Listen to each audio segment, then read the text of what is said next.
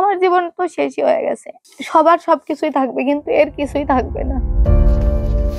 শৈশবের স্বপ্ন ছিল শিক্ষক হবেন, কিন্তু দারিদ্র্য, বাল্যবিয়ে আর সংসারের ঘানি ভেঙে দিয়েছে তার জীবনপথ।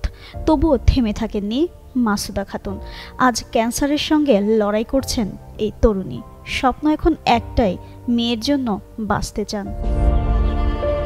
১০ম শ্রেণী থেকেই শিক্ষক হওয়ার স্বপ্ন, কিন্তু বাবার অর্থনৈতিক প্রতিবন্ধকতায় পরীক্ষার আগে বসতে হয় বিয়ের আসরে।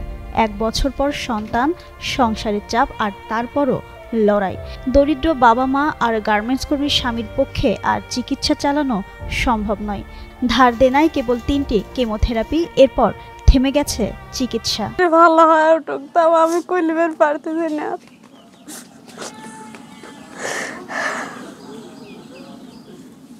আমার মেয়ের চিকিৎসার দরকার, টাকার দরকার, বুঝছেন। আমার মেয়ের চিকিৎসা ব্যাপারে এখন মেয়ে বন্ধ ছিল, এখন আপনারা যে সহায়তা করেন তাহলে আমার মেয়ের চিকিৎসা হবে।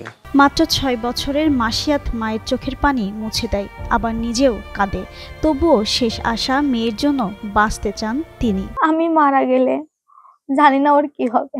আমি ওর পাশে থাকতে চাই, যাতে ওর জীবনটা সুন্দর হয়। আমার জীবন তো শেষই হয়ে গেছে। আপনারা যদি একটু সাহায্য করেন, হয়তো আমি আরো কিছুদিন এই পৃথিবীতে থাকবো, আমার মেয়েকে দেখতে পারবো।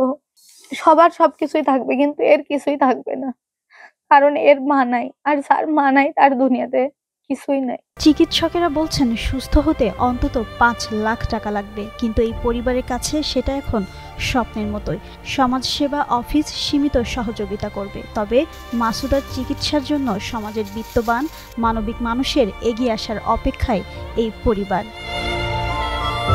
জিন্নাত আরা ঋতু, যুগান্তর নিউজ।